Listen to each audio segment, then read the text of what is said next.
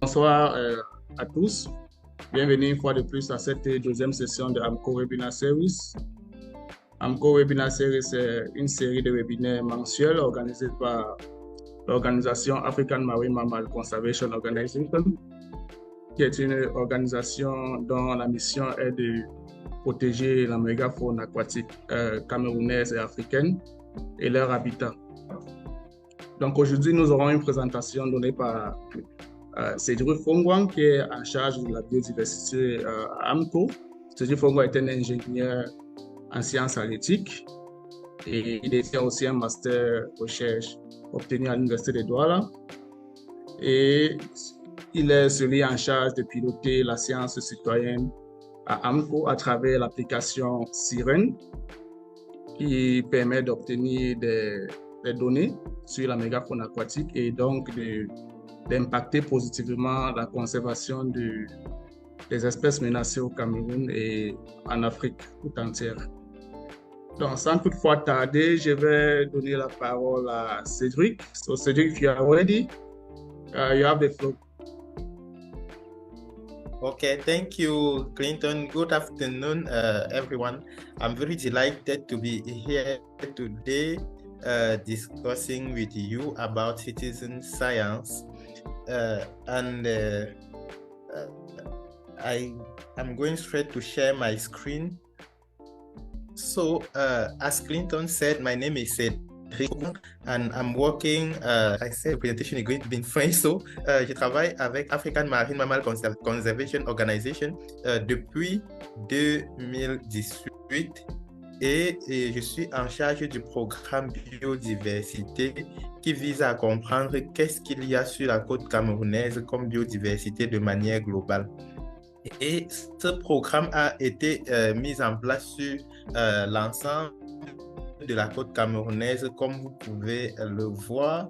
Et les gens sont en fait migrateurs et donc se limiter à les protéger sur la côte camerounaise n'est pas efficient vu que un animal qui sera menacé au Nigeria, cette menace va se répercuter au Cameroun, par exemple. C'est pourquoi nous avons pu étendre nos activités dans des pays voisins et nous n'avons pas installé des bureaux dans ces pays. Nous développons donc des collaborations avec des organisations qui sont déjà basées dans ces pays-là. Et avec ces collaborations, nous continuons le travail que nous avons commencé lorsque nous nous sommes rendus compte que il y avait très peu de données sur la biodiversité marine au Cameroun. Vous voyez, vous allez sur le terrain pour collecter des données, vous attendez à voir un majestueux lamentin, mais il va juste sortir son tout petit museau comme sur la photo que vous pouvez voir en fond. Et ce qui fait que les données ne sont pas toujours disponibles. Et d'autre part, les données aussi ne sont pas disponibles à cause du fait que peu de personnes s'intéressent aux sciences marines en Afrique. Et c'est aussi le cas au Cameroun, bien sûr. Et cela, c'est parce que vous voyez, des gens vont beaucoup plus s'intéresser à la faune forestière puisque c'est facilement visible et comptable. En même temps, travailler dans le milieu marin, c'est très coûteux et lorsque vous avez même des cours, vous pouvez avoir des personnes qui vont aller sur le terrain mais ne vont pas vous collecter des données de manière correcte. Il pourra avoir ce qu'on appelle au Cameroun de la jonglerie, c'est-à-dire de la tricherie dans la collecte de données. Et parfois, même lorsque la personne est sérieuse, les données peuvent s'égarer. Et c'est en prenant tout cela en compte que AMCO a décidé, a remarqué qu'il y avait un fort potentiel au sein de la communauté, vu que des personnes qui sont des pêcheurs, par exemple, sont ceux qui côtoient les animaux que nous protégeons au quotidien. Ce qui donnait un avantage sur lequel il fallait capitaliser pour collecter des données de qualité et à faible coût. Et en même temps, ces données-là, en les impliquant, ça devait contribuer à la sensibilisation. C'est pourquoi l'application Sirène a été donc développée pour mettre en avant donc le pouvoir de la science participative dans ce domaine de conservation marine. Et donc, l'application Sirène, c'est une application qui est très facile à utiliser. Ça fonctionne sur Android et sur iOS. et juste quelques clics sont nécessaires pour collecter la donnée. Donc, il n'y aura plus des soucis d'égarement de données, il n'y aura plus de soucis de fraude dans la collecte de données. Et un avantage aussi est qu'avec l'application Sirène, vous pouvez collecter les données hors connexion et les envoyer et les sauvegarder dans la mémoire du téléphone et ne les envoyer au serveur que lorsque vous êtes dans une zone couverte par le réseau Internet. Là, alors, à côté du fait que l'application Sirène, c'est une application mobile, c'est aussi un réseau de personnes qui travaillent ensemble pour soutenir les efforts de conservation. Et donc, pour accompagner la conservation, et au Cameroun, nous avons un réseau de près de 80 pêcheurs qui travaillent en collaboration avec AMCO pour soutenir ces actions-là. La façon de travailler donc est relativement simple. Au début, nous engageons le pêcheur ou le touriste. Ça peut aussi être un étudiant, un chercheur qui télécharge l'application dans son smartphone. Je vais vous montrer tout à l'heure comment est-ce que l'application se télécharge. Donc, l'utilisateur télécharge l'application et va l'installer dans son smartphone. Lorsqu'il est sur le terrain, s'il voit une observation comme la tortue que vous pouvez voir là en train de rentrer en mer, il prend la photo et l'insère dans l'application. Automatiquement, à ce moment-là, l'application va enregistrer les coordonnées GPS et les données de temps, dont l'heure et la date.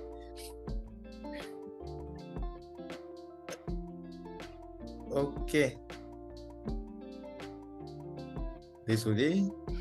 Donc, l'application va enregistrer les coordonnées de position et de date et l'utilisateur, à ce moment-là, pourra donc envoyer les observations au serveur. C'est l'étape 2 que vous voyez. Et une fois l'observation reçue par le serveur, il faudra qu'il y ait un administrateur au sein de l'organisation qui a mis en place le réseau pour revoir, modifier si nécessaire et valider l'observation. C'est une fois que cette étape est faite que l'observation est donc disponible, peut donc être vue par le reste de la communauté, par le monde entier. Et une fois que l'observation aussi est donc validée, elle est partagée avec différentes bases de données, dont eNaturalist. Les données aussi peuvent être analysées et partagées. Alors, avec cela, vous voyez, pour qu'un réseau Sirène fonctionne, il faut qu'il y ait 5 composants. À la base, il faut quelqu'un qui va collecter la donnée. Donc, ce sera le pêcheur que vous allez engager. Ça peut être une femme qui vend dans le marché de poissons. Ça peut être les exploitants de mangroves. En fonction de ce que vous voulez documenter, l'application Sirène permet de documenter un large éventail de données. Donc, une fois que la donnée est envoyée, la deuxième composante, c'est une organisation de la société civile qui intervient soit en développant l'application comme AMCO a fait, soit en créant le réseau qui est le numéro 1, soit en accompagnant les autres organisations. Si c'est le gouvernement qui a, par exemple, mis en place le réseau, l'organisation de la société civile pourra donc l'accompagner dans ce processus de maintien du réseau actif. Ensuite, il y a aussi donc, à côté de ça le volet scientifique. Puisqu'on parle d'espèces, on parle d'habitat, il faudra associer donc des scientifiques pour pouvoir soutenir dans la validation des données, la double identification pour vérifier que les données sont bien exactes. Après, les données collectées ne doivent pas rester dans des casiers comme la plupart des recherches en Afrique.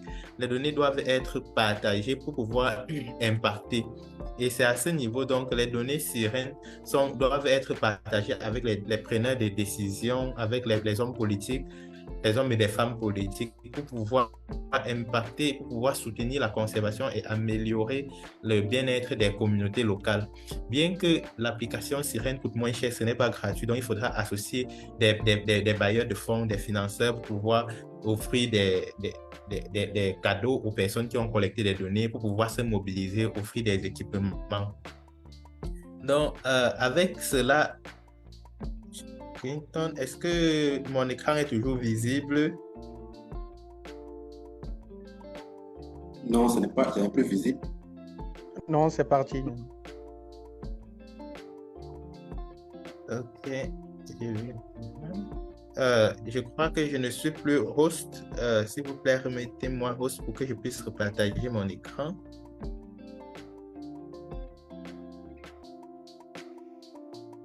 Je pense que c'est bon, tu peux partager ton écran.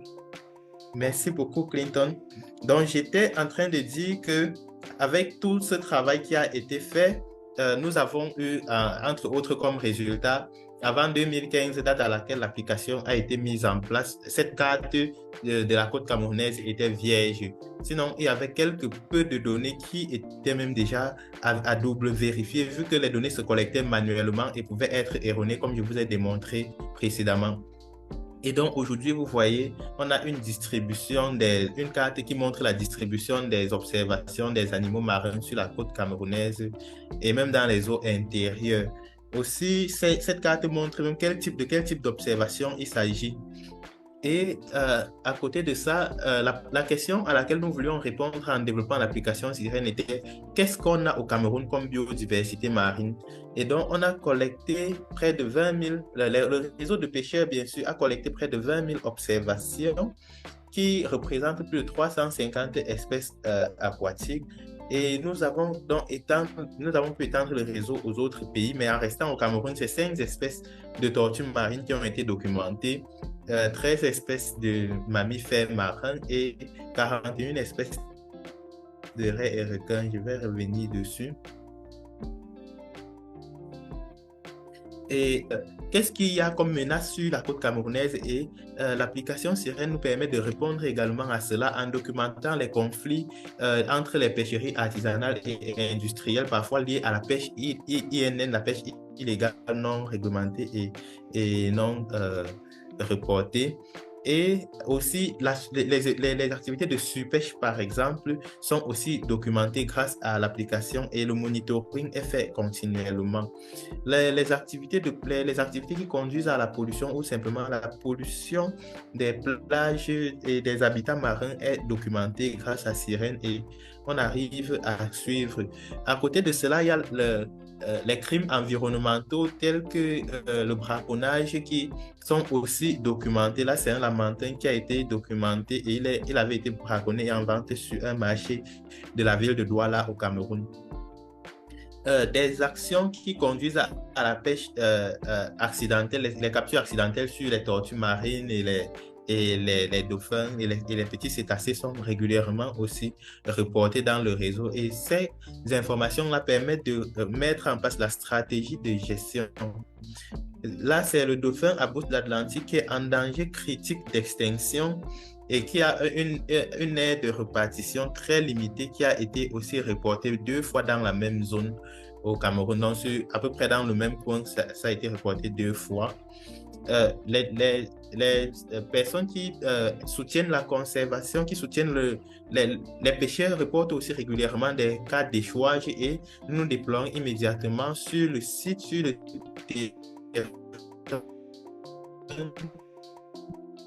pour collecter les anticiper à l'avenir. Et à côté de ça, on a assez vu des animaux morts, on a aussi des animaux vivants, les colonies de dauphins, des hotspots d'animaux ont été identifiés, les sites d'alimentation des tortues, les sites de ponte de tortues, les couloirs migrateurs de lamantins, baleines et les zones même les nurseries pour les raies et requins. Et en parlant même de raies et requins, vous voyez, ce sont 2 espèces qui sont en danger critique d'extinction qui ont été reportées sur la photo que vous pouvez voir et font partie des 11 espèces en danger critique d'extinction qu'on a pu documenter au Cameroun. Pour une petite histoire, cette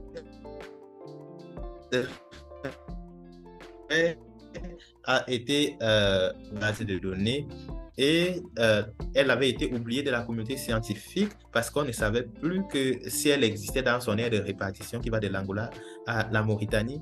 Et lorsque l'individu a été reporté, les scientifiques spécialistes des raies et requins ont consulté nos bases de données comme ils le font régulièrement.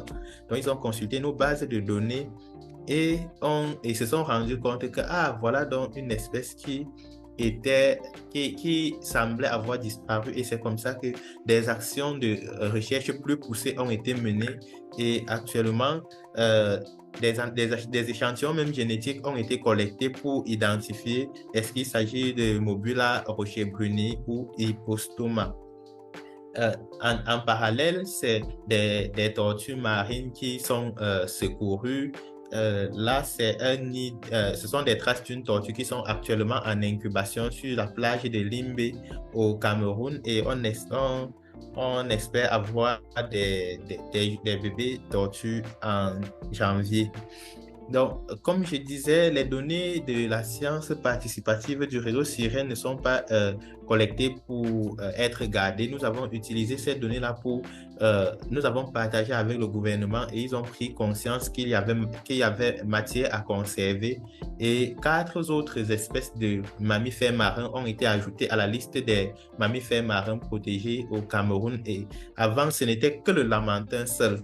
Donc maintenant, il y en a 5. Avec les données Sirène également, on amène des pêcheurs tels que Alfred, qui est également basé à Limbe. J'ai déjà beaucoup parlé de Limbe ici. Donc, il est en train de filmer là un banc de dauphins, et après, il retourne généralement sensibiliser d'autres pêcheurs à la conservation de ces espèces. Avant, il y a 5 ans en arrière, il aurait cherché à capturer certains pour aller manger avec sa famille ou à vendre au marché. Et donc, vous voyez ici, c'est un autre pêcheur qui s'appelle Blaise, qui a rejoint le réseau. Il a compris la nécessité de protéger, et en reportant même les observations, il s'est rendu compte, en regardant lui-même et grâce au retour qu'on lui a fait, il s'est rendu compte que la biodiversité diminuait. Et là, il a capturé accidentellement cette tortue imbriquée. Et là, il est en train de la relâcher. Sur la photo de gauche, il tient l'animal en main et est en train de la relâcher. Et à droite, pendant qu'il relâchait, son coéquipier était en train de prendre en vidéo, et donc nous avons une vidéo de ce relâché. Donc ils ont mis la photo sur Sirène et ils nous ont envoyé la vidéo, et nous avons vu bel et bien la tortue relâchée et remise à l'eau. De manière globale, vous avez là en image quelques espèces qui sont documentées au Cameroun, et en dehors des espèces et de la loi, Sirène a également permis à soutenir un réseau d'acteurs au niveau du golfe de Guinée pour la conservation des raies et requins. Vous vous souvenez de la photo de la raie que je vous ai montrée tout à l'heure, qui a été redécouverte? Alors, lorsqu'elle a été reportée, il y a l'organisation partenaire Manta Trust qui nous a contactés, et suite aux multiples discussions, nous nous sommes dit pourquoi ne pas regarder donc de manière plus spécifique dans notre pays de l'aire de répartition. Et c'est comme ça que, grâce à une donnée qui a été reportée par un pêcheur, un réseau s'est retrouvé au Cameroun pour la première fois lors de l'événement qu'on appelle Street Whale. Il a lieu en juin, autour de la Journée mondiale des océans chaque année, pour célébrer la faune marine et développer les stratégies de conservation. Donc, lors de cet atelier, grâce au réseau Sirène, les acteurs du golfe de Guinée se sont réunis pour la première fois au Cameroun pour mettre en place un plan stratégique pour les raies et requins dans le golfe de Guinée, qui a fait des jaloux lors de la réunion de la Convention sur les espèces migratrices en septembre. Et donc, les acteurs des pays un peu plus au nord, dont le Sénégal, la Mauritanie, ont demandé, mais pourquoi est-ce que vous voulez vous limiter au golfe de Guinée? Et c'est comme ça que, grâce à un pêcheur, un réseau qui s'étend sur toute la côte ouest africaine, donc de la Mauritanie en Angola, est en train d'être formé. Alors, pour arriver à ces impacts, nous partageons nos résultats. Et comment est-ce que nous le faisons? Nous commençons à la base par les plus petits. Donc, dans les écoles, nous conduisons des activités d'éducation environnementale, et en fin d'année, nous organisons un festival pour qu'ils s'amusent, pour qu'ils puissent relayer l'information qu'ils ont reçue au courant de l'année à leurs parents. Et l'information qu'ils ont reçue, c'est ces informations que leurs parents même ont envoyées et qu'ils n'avaient pas la possibilité de leur expliquer de la façon qui va les amener à devenir des conservationnistes. C'est donc ces informations que nous prenons et nous les mettons de cette façon-là pour les éduquer dans des écoles. à côté de cela, nous faisons les mêmes activités avec les autorités politiques. Et là, c'est un préfet qui a un casque de réalité virtuelle, donc il est en train d'observer les animaux marins et avec ce casque, il se sent comme dans le milieu marin. Et avec cela, quand il va prendre une décision de protection ou d'amélioration des conditions de vie sociale des pêcheurs, il sera éclairé, il aura les informations claires. Donc, nous organisons aussi des tables rondes en prenant en compte tous les acteurs, donc le privé, le public, la société civile, les universités, les pêcheurs, pour discuter. Et de manière spécifique pour les pêcheurs, nous organisons également des rencontres pour leur présenter des résultats de ce qu'ils ont collecté.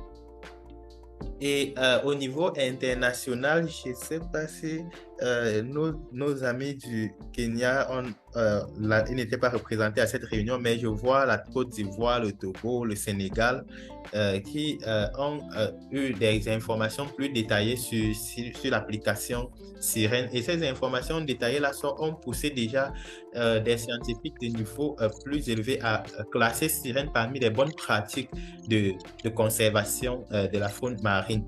Et nous nous sommes donc dit, si c'est parmi les bonnes pratiques, pourquoi donc garder cela pour nous? Donc l'application Sirène est actuellement ouverte pour ceux qui veulent créer leur projet dessus, collecter des données qui leur appartiendront. Ce ne sera pas des données d'AMCO, ce sera leurs données, ou alors de contribuer au projet qui existe déjà donc à AMCO par exemple, ou bien sûr à d'autres organisations. Et donc, pour cela, nous sommes ouverts à faire des formations sur la science participative, c'est-à-dire comment créer et maintenir un réseau de pêcheurs ou d'autres acteurs. Nous sommes ouverts à accompagner dans la création de vos bases de données. Et aussi, nous sommes disponibles à vous accompagner dans le type de projet que vous voulez créer. Alors, si vous décidez de créer un projet, comment est-ce que ça marche? À gauche, sur la colonne où il y a les QR codes, vous pouvez prendre une photo de cette slide et l'exploiter en détail plus tard. Donc, vous pouvez rechercher sur Play Store ou App Store le Sirène Network et vous aurez l'application. Sinon, vous pouvez scanner les QR codes et pouvoir télécharger aisément. Donc, une fois que vous avez téléchargé l'application, vous avez besoin de créer votre compte et vous allez sur la colonne de droite où vous allez rechercher sireneamco.org et vous vous enregistrez, vous créez vos identifiants, vous vous connectez maintenant sur l'application et vous pourrez faire des observations. C'est également à ce niveau que vous pouvez créer et manager votre propre projet. Donc, nous sommes pour l'avenir disponible pour élargir le réseau, pour faire qu'il bénéficie à plusieurs autres acteurs, à former davantage de personnes pour que l'animal qui est protégé en Côte d'Ivoire, par exemple, puisse servir à soutenir l'écotourisme au Cameroun et aussi à accompagner des organisations dans l'utilisation de leurs bases de données pour l'éducation ou pour mieux soutenir le plaidoyer pour la conservation dans leur pays ou dans leurs régions respectives. Clinton et l'assistant, je vous remercie et je suis disponible, je suis ouvert aux questions. Merci. Merci Cédric pour cette présentation hyper intéressante. J'imagine que l'audience a beaucoup de questions. Donc, celui ou celle qui a une question lève juste le doigt et je vais lui passer la parole. Ou alors juste saisir la question dans le chat box.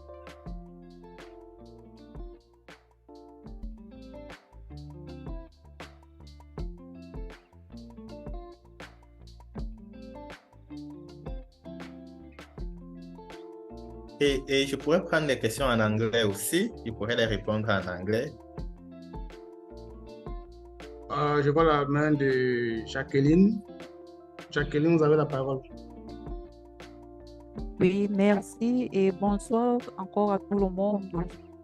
Vous me suivez? Oui, on vous suit, c'est un souci. Bonsoir.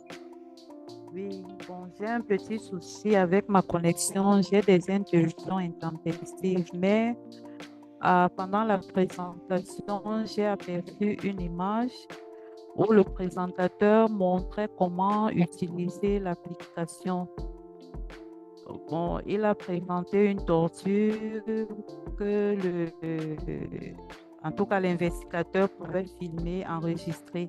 Alors, ma question, c'est de savoir, quand on rencontre dans un animal et qu'on le filme, l'appareil enregistre. Et si on rencontre le même animal une prochaine fois, comment faire la différence? Est-ce qu'on ne répète pas l'enregistrement sur les espèces rencontrées? Je ne sais pas. Ok, Jacqueline, merci, c'est une question très intéressante. L'application Sirène permet déjà d'enregistrer. Si vous l'enregistrez pour une seconde fois, déjà, ce n'est pas un souci, mais on va regarder dans quelles circonstances est-ce que vous allez retrouver l'animal. Est-ce que vous avez retrouvé l'animal sur le même site ou c'est sur un site différent? Dans le cas où c'est sur le même site et le même jour, il y aura la différence qu'il y aura dans la donnée, ce sera l'heure. Ça va vouloir dire l'animal est resté sur le même point pendant une période donnée, ou alors est parti et est revenu sur le même point. Ce qui voudra dire que le point là, il y a quelque chose qui attire l'animal à ce niveau. Si c'est un jour différent, ça voudra dire l'animal revient pendant des jours différents.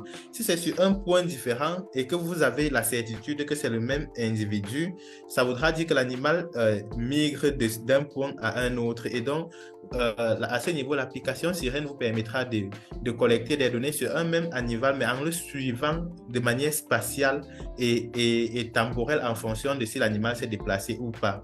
Mais oui, je continue. Excusez un peu, c'est là ma question. Parce que si on revoit le même animal, disons, qu'est-ce qui va nous certifier qu'il s'agit exactement du même? Parce que vous voyez, quand on n'est pas dans l'eau, si c'est une exploration en forêt, on peut dessiner des transects peut-être, on dit qu'on est passé par ici. Si c'est des arbres, on peut les marquer. Or, c'est des animaux qui sont dans l'eau, il n'y a pas possibilité de les marquer, on les filme. Comment reconnaître réellement que c'est le même animal? Parce que c'est ça ma préoccupation. Ok, déjà, basiquement, l'application n'est pas conçue pour vous renseigner de si c'est le même animal ou pas. Ok, d'accord. L'application ne vous permettra pas de collecter les données d'abondance, mais plutôt des données, dont les données de présence-absence. Est-ce que c'est là, dans quel état et dans quelles circonstances? D'accord. Merci. Ok, nous avons une main de Monsieur Didier. Didier, vous avez la parole. Merci Cédric pour cette brillante présentation. Néanmoins, j'ai une petite question sur le slide en face. Comment va se faire surtout l'obtention, l'extraction des données? Parce que si nous collectons des données, j'ai vu tout à l'heure passer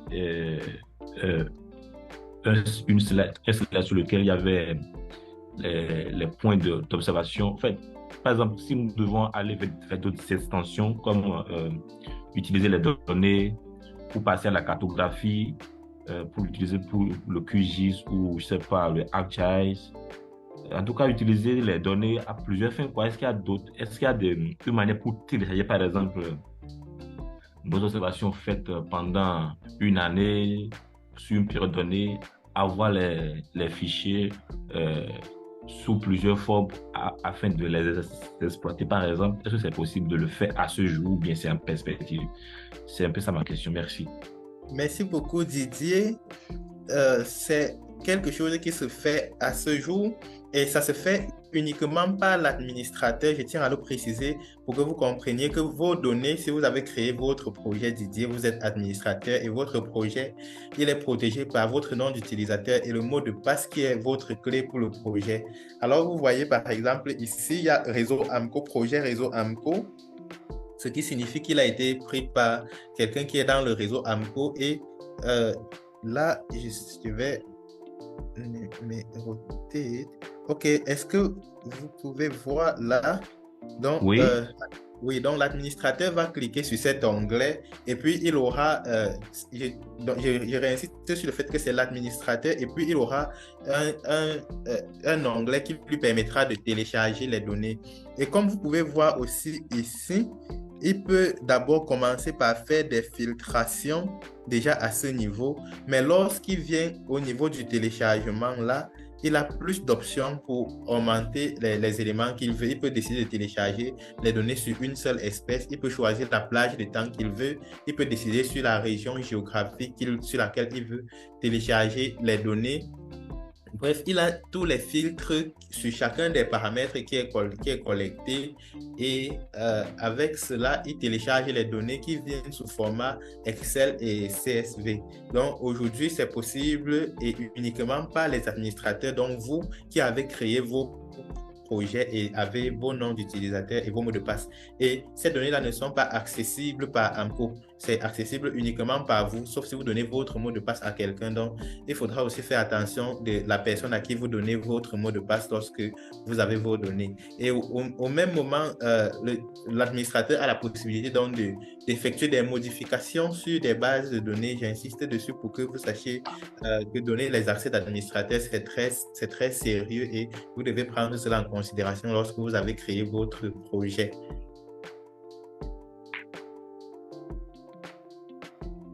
Merci Cédric. Nous avons une préoccupation de la part de Mathieu. Oui, bonsoir à tous. Bonsoir. Bonsoir Mathieu. Oui, merci beaucoup Cédric pour la présentation. J'ai quelques préoccupations par rapport à votre présentation et surtout c'est par rapport à l'application. Et si je comprends bien, l'application Sirène, on peut l'avoir sur un téléphone et avoir un serveur sur ordinateur. OK. Donc, l'application Sirène fonctionne sur téléphone et sur le web. J'ai dit sur le web parce que la version web peut être toujours sur votre téléphone. Vous ouvrez votre navigateur, vous tapez le lien, et ça va. Le lien Sirène AMCO. Et vous avez le lien, vous connectez avec vos identifiants et vous avez ces mêmes éléments-là. Maintenant, la différence, c'est que sur le téléphone, donc sur l'application APK, vous avez la possibilité de faire les enregistrements en quelques clics. Comme on l'a dit, vous allez cliquer sur un flash, vous allez enregistrer les observations, alors que sur le web, c'est beaucoup plus pour l'administration, ajouter des personnes à votre projet, à valider les données, modifier les données. Et donc, c'est comme ça que cela fonctionne. OK. Et ça peut supporter combien de personnes? L'application a un nombre illimité de personnes que vous pouvez ajouter dans votre projet. Mais pour une meilleure gestion, ajouter des personnes qui sont efficientes parce que chaque personne devra être suivie de près parce que pour la science participative, c'est créer un réseau et le maintenir. Et pour que le réseau soit maintenu, vous devez connaître des gens qui sont dans votre réseau. Vous voyez, au Cameroun, nous avons un réseau stable d'environ 80 personnes et parfois, il y a des participants périodiques. On peut se retrouver avec 100 personnes. Donc, avoir 1000 personnes qui ne collectent pas efficacement, ça ne va pas beaucoup vous aider. OK. Est-ce que l'application est libre et gratuite? Oui, l'application est jusqu'à présent libre et gratuite et est développée par un réseau d'environ 15 développeurs. Je tiens même déjà à les remercier. Il était question que nous soyons ensemble ici. Donc, je remercie Laurent et toute l'équipe qui travaille avec lui au niveau du développement de l'application Sirène. D'accord, merci beaucoup. Donc, on peut avoir le serveur gratuitement sans payer quoi que ce soit et connecter les gens sur ça pour recueillir les informations, les données. Oui, et qui seront vos informations à vous. OK. Comme je vous disais tantôt, le bénéfice d'AMCO derrière cela, c'est de pouvoir protéger, si vous êtes au Bénin, ce n'est pas loin du Cameroun, si une tortue se retrouve au Bénin et elle est mangée, elle ne va pas migrer pour se retrouver au Cameroun. Et peut-être si elle arrivait au Cameroun, on pouvait développer l'écotourisme, par exemple, basé sur cette tortue-là. Donc, ces animaux dans l'eau ne connaissent pas les frontières que nous, les hommes, nous sommes fixés. Et donc, les protéger à l'échelle régionale est le bénéfice de tout le monde et donc le bénéfice d'AMCO. Ok, ça marche. Merci beaucoup. Ok, Cédric, nous avons une question d'une étudiante de l'Institut des sciences haïtiques à Douala qui demande de savoir comment se fait le suivi des espèces après les avoir identifiées comme en danger. Comment est-ce qu'AMCO suit les espèces identifiées comme en danger? Ok, merci beaucoup. Donc, j'ai présenté à peu près comment est-ce que les données sont disséminées. Et donc, lorsque nous avons identifié les animaux qui sont menacés, nous faisons à peu près comme ce que nous avons fait avec le dauphin à bosse et d'autres espèces de cétacés. Donc, nous partageons ces données-là avec des autorités qui ont la capacité de prendre des décisions. Et pour partager ces données, nous faisons des news d'État, nous organisons des rencontres physiques avec eux. Vous avez vu une slide où il y avait le casque de réalité virtuelle pour leur montrer effectivement de quoi est-ce que nous sommes en train de parler. Et une fois qu'ils vont avoir ces connaissances-là, ils vont pouvoir prendre une décision de manière éclairée. Et ce sont les mêmes données, par exemple, qui aident à la mise en place des aires marines protégées. C'est un exemple. Donc, avec des données de position et des données de présence d'une espèce dans un milieu donné, on arrive à savoir, OK, l'espèce est menacée et donc il faut faire quelque chose pour la protéger. Et c'est ainsi que nous arrivons à soutenir la protection de ces espèces. Et nous ne nous arrêtons pas à l'établissement parce que les mêmes données vont servir au monitoring. Imaginez, vous êtes en train de suivre les tortues marines, par exemple, et sur une côte, je vais cette fois-ci à Kribi, je suis trop resté à Limbe, ou même je vais aller à Lagos. OK? Donc, sur cette côte-là, vous avez décidé de suivre les tortues marines et vous vous rendez compte que, bien que ce soit une aire protégée, le nombre de tortues qui viennent pondre chaque année est en décroissance. Là, vous allez revenir questionner votre modèle de gouvernance de l'aire protégée et vous demander est-ce que nous gérons de manière efficace? Est-ce qu'il n'y a pas d'autres menaces, par exemple la pollution offshore au large que nous avons négligée? Et avec cela, vous allez pouvoir revenir meilleures décisions pour faire le travail tel qu'il faut. Merci Cédric. Nous avons une question de, je sais pas, une main levée de Redmi 9, je ne sais pas qui c'est, mais avant de lui passer la parole, j'aimerais juste rappeler à toute personne de l'audience qui serait d'expression anglaise que la question est de la bienvenue, qu'elle soit en français ou en anglais. Nous allons répondre à toutes ces questions. If there's anyone whose first language is English in the audience, please feel free to ask your question and we'll provide answers to that. Yes. Yeah, please. Hello, Okay, everybody. 1 minute, please. Yeah, please, 1 minute. Let's first hand the floor to Redmi 9. Then afterward, we come back to you. This is Redmi 9. Ah, it's Redmi 9. Okay. Okay, you're welcome. Thank you. I wanted to ask if there is no interpreter for English. Because everything is being said in French. Yeah, the audience is mixed like French, Francophones, and Anglophones, but you're welcome to ask your questions in English and we'll provide answers to that. I'm good. I have no questions. I was just wondering if it's possible to do both for French and English. Like you did not follow the presentation, right?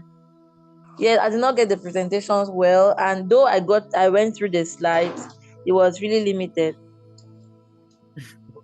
Okay, so Sergio, please can you give a brief abstract of what you just said in French, please? Okay, so basically what was in the presentation is that we have realized that it is quite difficult for people in Africa to collect accurate data for marine animals since they are not visible like forest animals or like savanna animals. And we have set up an application that helps to easily get those data. And the application is based on the fact that fishermen for instance, are those who interact with those animals almost every day, and they are able to collect, they are able to provide valuable information. If I can take the instance of Aristide when he was doing his master's degree, and he spent nearly 3 months on the field without being able to see one single manatee. And one fisherman told him that he's looking in the wrong way and at the wrong time. And that is where he realized that they have skills that he could valorize by creating a network of fishermen. And that network was not at that time efficient because they were collecting data on the paper, and those data were getting lost, or the paper and in the marine environment can get wet or lost, and even on the paper people can easily lie. They can say they have seen a manatee, they have seen a turtle, why it is not true. So at that time we have moved to the application version now, developing a way to just use few clicks. Everybody now is having a mobile app. Then when they see an animal, they take a photo automatically.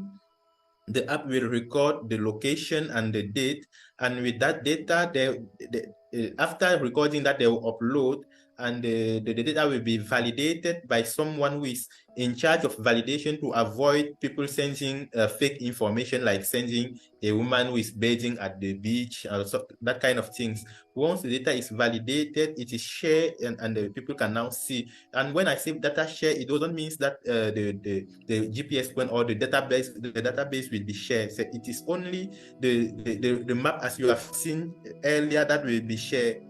So I've also presented the component to have a good Siren network, and you have seen some pictures of the impact of Siren network, some results, and you have also you may have seen how those results have been disseminated to have the impact. So maybe we can think of organizing another webinar only for English speakers for the future, or maybe plan auto translation on Zoom. Okay, thank you, Cedric, for that very good abstract. And we have a question from Fabiola, who is from Central America, Guatemala from Central America, and she has 2 questions. The first is she's first of all congratulating you and the whole team for this important effort towards the conservation of aquatic megafauna. And her 2 questions are the following. The first is, has there been more manatee hunting by showing the points where manatees can be found with this app? That's the first question. And the second, I don't know if you will maybe answer to this question before we go pass to the second question. So the first question is, has there been more manatee hunting by showing the points where manatees can be found with this app? Okay, so the online map that you see it will show the approximate area where the threats are found. So it will not show the exact point where the animals are found, but it will hide the details and show only the global area where the animal has been found. And if I can tell you, since the application has been deployed in the Lake Osa Wildlife Reserve, the manatee hunting has been eliminated in that area, because people have realized by reporting that what they are doing, as the time is going, there is climate change, people are poverty is increasing, but they have realized that all those threats are also affecting those animals, and they are seeing less animals than before. So by noticing that, they have taken the initiative to support that conservation, and now there's almost no poaching in the Lake Osa Wildlife Reserve. While in some area where we were not working before, we have deployed the application, and we are having reporting of manatee, and then we are now developing a strategy to overcome that challenge, that threat. Okay, our second question is, in the next step of the Siren app, when you say you want to extend the network in other countries, is it only for African countries, or are you also open to extending it to other continents? So we said we are going to make it open to anyone who would like to take it. As you see, the application has been recorded as a good practice for wildlife conservation. And that was not only for Africa, that was for, it is worldwide. And even for now, among the 5 countries that are already using the application, one is in the Middle East. So it is not only for Africa, but also elsewhere. So feel free, if you are interested, to download the app, to contact us so we can discuss more about how to create your project and support your project and accompany it to grow. And Cedric, we have a question from Del. Don't know who Del is. Del, you have the floor. Allô, vous m'entendez? Oui. Ok, je suis Joseph Ngoma, assistant de recherche en océanologie à Renatura Congo. Je voudrais poser une question par rapport à l'intervention de Cédric tout à l'heure qui disait que l'application Sirène a une possibilité de soutenir ou encore de maintenir une bonne gestion des aires marines protégées. Est-ce que Cédric, tu peux réitérer un peu sur l'explication de tout à l'heure? Ok, mon frère de Renatura Congo, je suis très fier de te voir ici. Ça fait la deuxième fois que je discute avec Renatura aujourd'hui. Donc, l'application Sirène au niveau du monitoring des aires protégées, c'est déjà au niveau des pays où les aires ont déjà été classées. J'ai pris le cas d'une zone où on a l'air qui est classé déjà et on veut comprendre comment est-ce que l'air fonctionne. Donc, en fait, il faut suivre le fonctionnement de l'air protégé lorsque c'est déjà classé. Et lorsqu'on fait le suivi, on a besoin des données pour évaluer.